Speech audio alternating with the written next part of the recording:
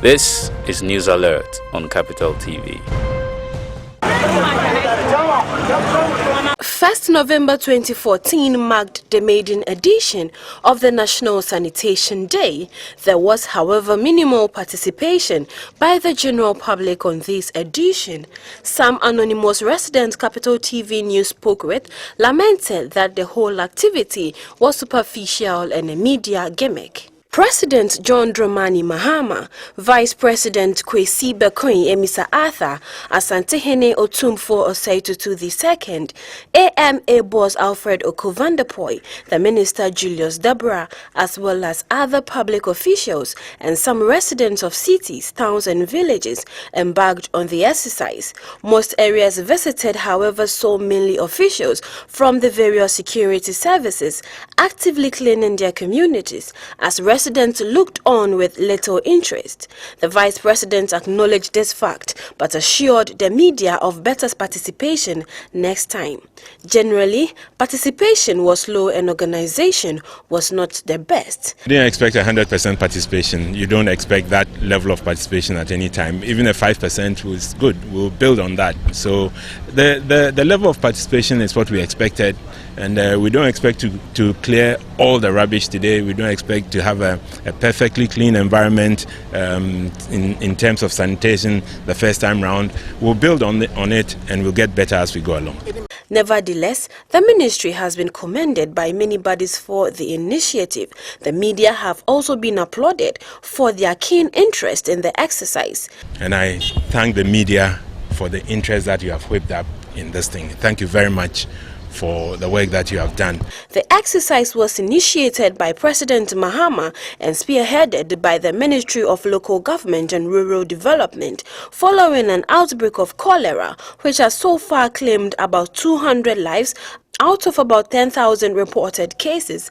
The ministry has set aside the first Saturday of every month to organize a cleanup exercise nationwide.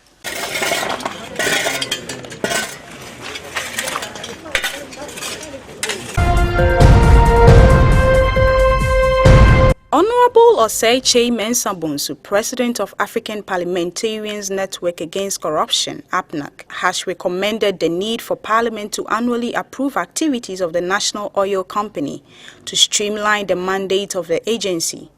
The Member of Parliament for Swame in the Ashanti region said this in Accra during a presentation of APNAC's recommendation for amendment of the Ghana Petroleum Revenue Management Act 815. The GPRM Act, assented in 2011, was to provide the framework for the collection, allocation, and management of petroleum in a responsible, transparent, accountable, and sustainable manner for the benefit of Ghanaians. Parliament should every year approve the program of activities of the National Oil Company that the monies that are allocated to them are supposed to fund.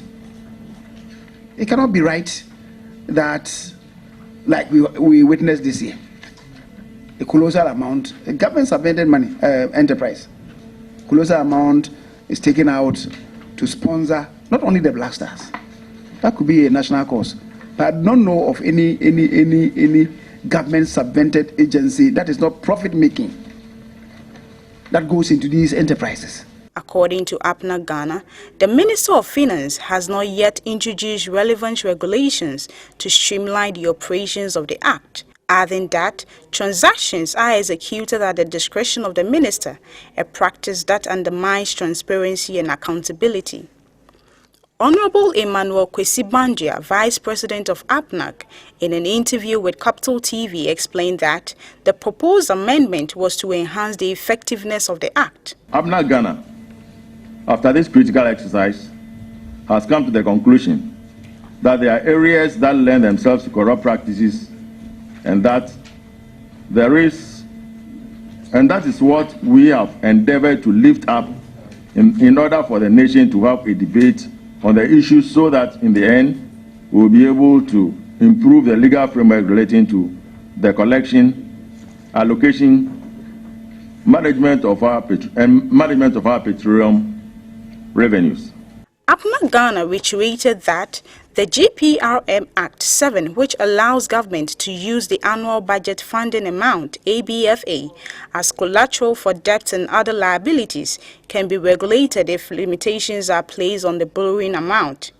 The group, which recommended amendment to 21 sections of the GPRM Act, added that the collateral should not exceed 60% of the rolling average of ABFA over 3 consecutive years, neither should it exceed 2% of gross domestic product.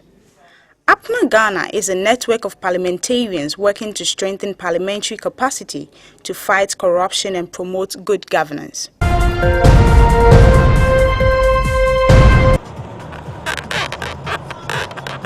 A 14-kilometer road construction stretching from Noye to New Abirim within the Kwao West municipality in the eastern region has commenced. The contractor is Kingdom Capital Ghana Limited.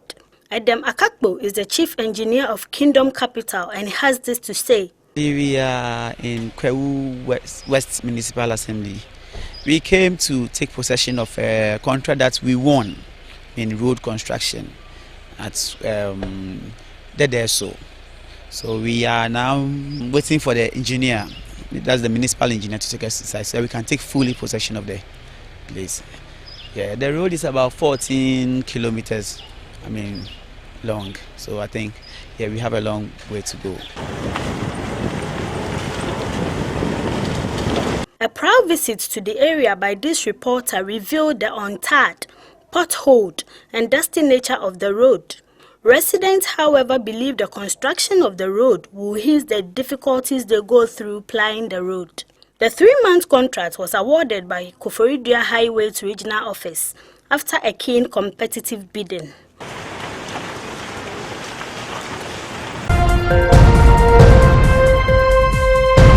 Renowned radio broadcaster Gilbert Agri, popularly known as Abeku Santana, has been honored by Ghana's leading lifestyle magazine, Exclusive Men's Magazine, in its 6th edition. The magazine seeks to celebrate the lives of men who are excelling in their various fields of endeavors, making positive impacts on the society and serving as role models to the youth. Exclusive Men's Magazine, basically what we do is that we celebrate people who are excelling in their various fields of work, people who are positive role models to the youth, people who are making an impact on the society. At the moment, we are celebrating men, but trust me, we will surprise our people. In one of the editions, we'll make it gender neutral and we'll profile a lady. Personalities like Kafui Day, the host of Star FM's morning show, and Kweku Edumata, the executive director at Zain Investments, were present to celebrate with Abeku Santana. Okay, what I've come to realize that there's no human being that is a waste. All of us have a purpose in life. I didn't know, had not been this magazine, I wouldn't know what Abeku entails. The genesis of the man in terms of the middleware and to the end. It's awesome. And so somebody who says that I can't make it should probably look into this magazine. That's the reason why we came here. Abeku expressed his gratitude for the honor done him and said he was humbled by the gesture. I feel very humbled and I feel great. Like I said, if I can see from afar, it's because I stood on the shoulders of giants. There are some great guys in our industry who have made me who I am today. Father Dixon, Daddy Bosco, my former CEO Kwesichum of Multimedia Group, Ose Kwame Despite, Mr. Samuel Atamensa of CTFM, Mr. Wilson Atta of Sky FM Takrady, just to mention a few, and Honorable Maigizo, Nene Maigizo.